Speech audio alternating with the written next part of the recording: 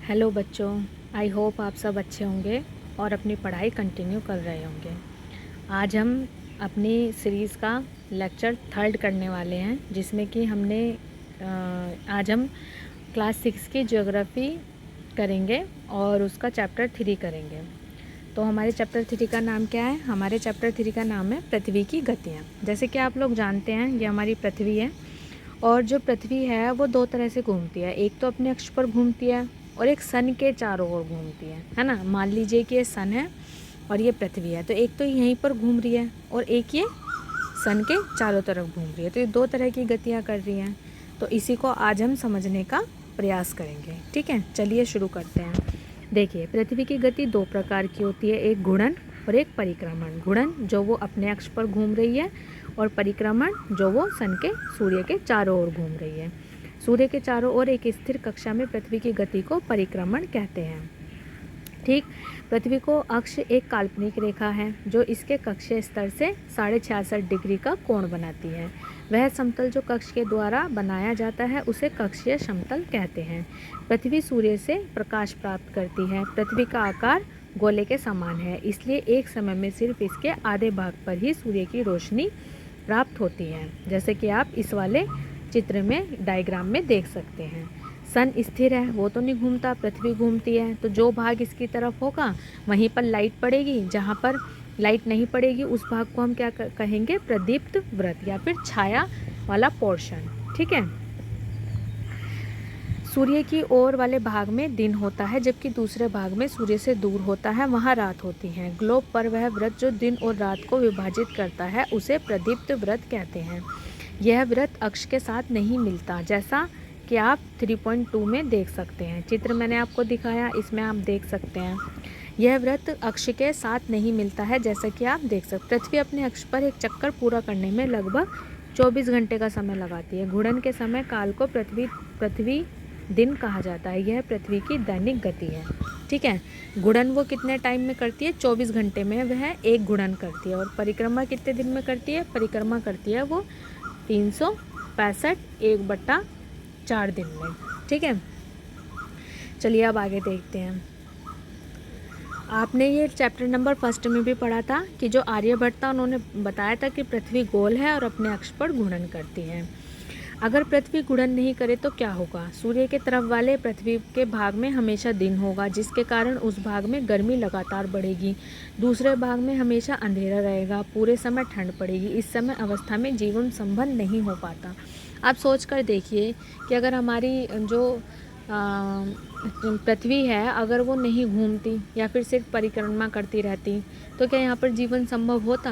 नहीं, हमारी पृथ्वी पर भी जीवन संभव नहीं होता, क्योंकि इसकी एक छोटी से छोटी चीज़ यहाँ पर ऋतुएं डिसाइड करती हैं, यहाँ का टाइम डिसाइड करती हैं और पृथ्वी पर जीवन को संभव बनाती हैं।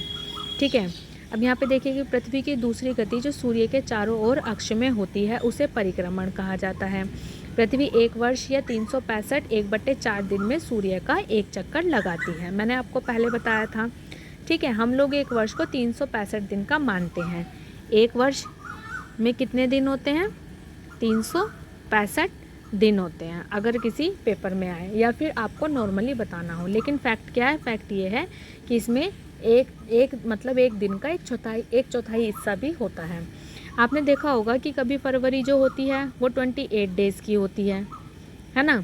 हमारा जो इंडियन कैलेंडर है उसमें हमारा जो मंथ होता है वो चैत से शुरू होता है। चैत मीन्स मार्च से शुरू होता है और एंड कहाँ पे होता है? फरवरी पे होता है। तो इसलिए आज जब 365 दिनों को डिवाइड किया गया तो इसमें जो 28 दिन बचे है ना, तो 28 दिन इसमें रख दिए। तो आपने देखा होगा कि कैलेंडर में 28 दिन की जगह कभी कभी नहीं, हर चौथे साल 29 डेज़ होते हैं। उसको हम क्या बोलते हैं? उसको हम लीप ईयर बोलते हैं। तो लीप ईयर होने का कारण यही है कि जब 1/4 4 साल तक जुड़ जाता है तो वो पूरा क्या बन जाता है? वो पूरा एक दिन बन जाता है। तो इसी को हम क्या बोलते हैं? उसी साल हमारी क्या होती है? उसी साल हमारा लीप ईयर होता है। और लीप ईयर देखिए आने वाला मतलब 6 घंटे इसमें नहीं जोड़े जाते, लेकिन आफ्टर मतलब 6 घंटे 6 घंटे 6 घंटे और 6 घंटे 24 घंटे हो गए ना पूरे। तो 24 घंटे वाला जो दिन जुड़ेगा वो 29 फेब वाला साल होगा, 29 फरवरी वाला साल होगा। ठीक है। अब ये सोचिए कि अब आने वाला 2022 क्या लीप ईयर है? नहीं, इसमें तो 28 ही फरवरी थी, है ना। फरवरी में कितने दिन थे? 28 ही थे। 2023 होगा? नहीं, लेकिन 2024 आने वाला हमारा क्या होगा? हमारा लीप ईयर होगा। ठीक है।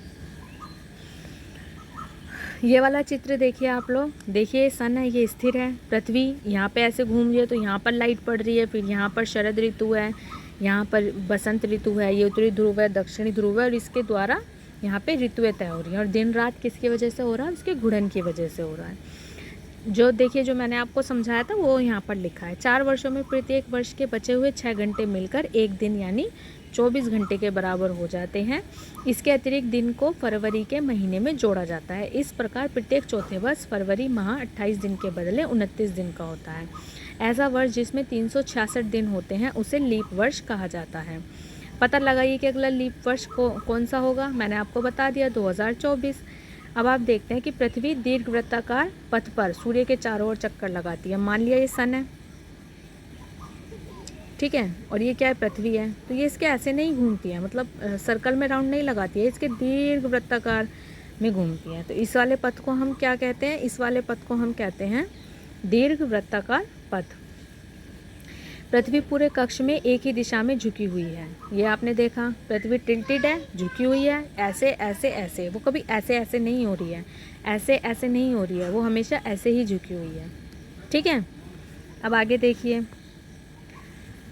सामान्यतः एक वर्ष को गर्मी, सर्दी, बसंत, शरद ऋतुओं में बांटा जाता है। ऋतुओं में परिवर्तन सूर्य के चारों ओर पृथ्वी की स्थिति में परिवर्तन के कारण होता है।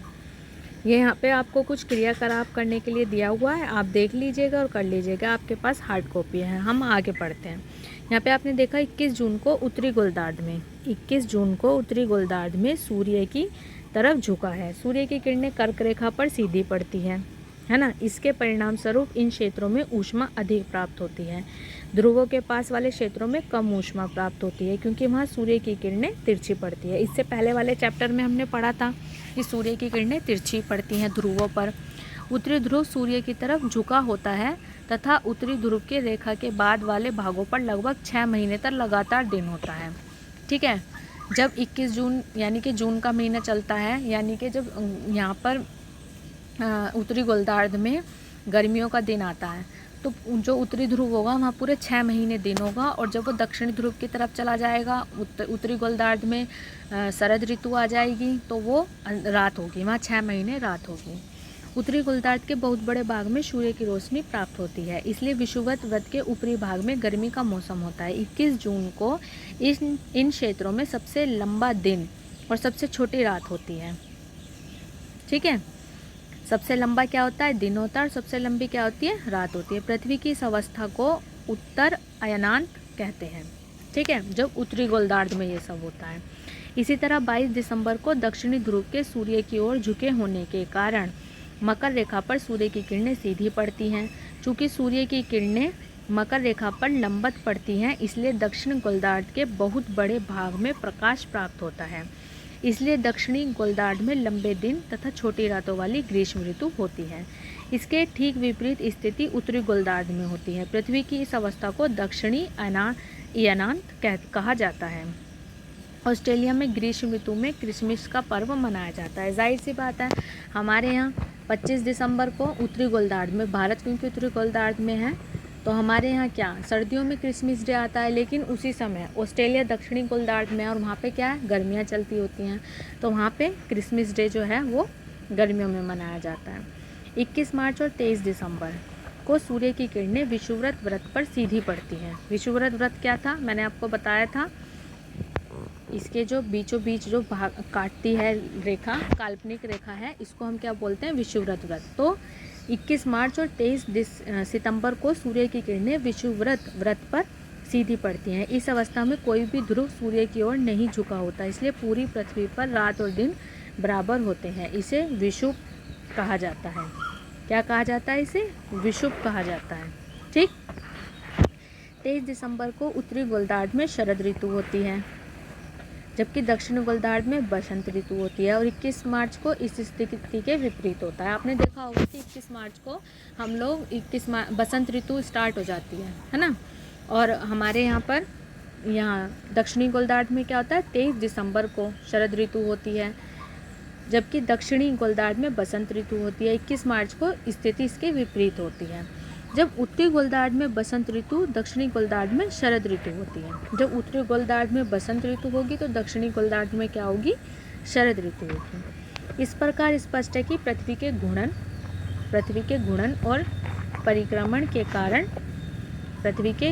और परिक्रमण के कारण दिन एवं रात और ऋतुओं में परिवर्तन होता है। घूर्णन के कारण क्या हो रहा है, दिन और रात हो रही है। और परिक्रमण के कारण क्या हो रहा है, दीर्घवृत्ताकार पथ पर परिक्रमण करती है ना पृथ्वी सूर्य का, तो उसके कारण क्या हो रही है, ऋतुएं हो रही है। और ये क्वेश्चन देखिए मतलब किसी भी पेपर में आ जाता है और ये ऐसे स्टेटमेंट बन के आया हुआ भी है। चाहे आप स्टैंडर्ड पेपर ले लीजिए या फिर आपने एग्ज़ाम्स पेपर ले लीजिए जो आप स्कूल कॉलेजेस के लिए देते हैं, तो ये फैक्चुअल डाटा आपको पता होना चाहिए। ठीक है, ये चैप्टर यहीं तक था, आज समाप्त होता है। तो इससे जुड़े हुए कोई भी डाउट हो तो आप नीचे कमेंट बॉक्स में डाल सकते हैं। और इससे रिलेटेड मैं आपसे कुछ क्वेश्चन पूछना चाहूँगी कि जो दिन और रात, पहला क्वेश्चन मेरा ये है कि दिन और रात किस कारण होते हैं, किस गति के कारण होते हैं। दिन व रात किस गति के कारण होते हैं, पहला क्वेश्चन मेरा ये है। और सेकंड क्वेश्चन ये है कि ऋतुएं किस गति के कारण होती हैं, ऋतुएं किस गति के कारण आती हैं। बस आज की क्लास यहीं समाप्त होती है। Thank you. चलिए मिलते हैं नेक्स्ट लेक्चर में, तब तक अपना ध्यान रखिए।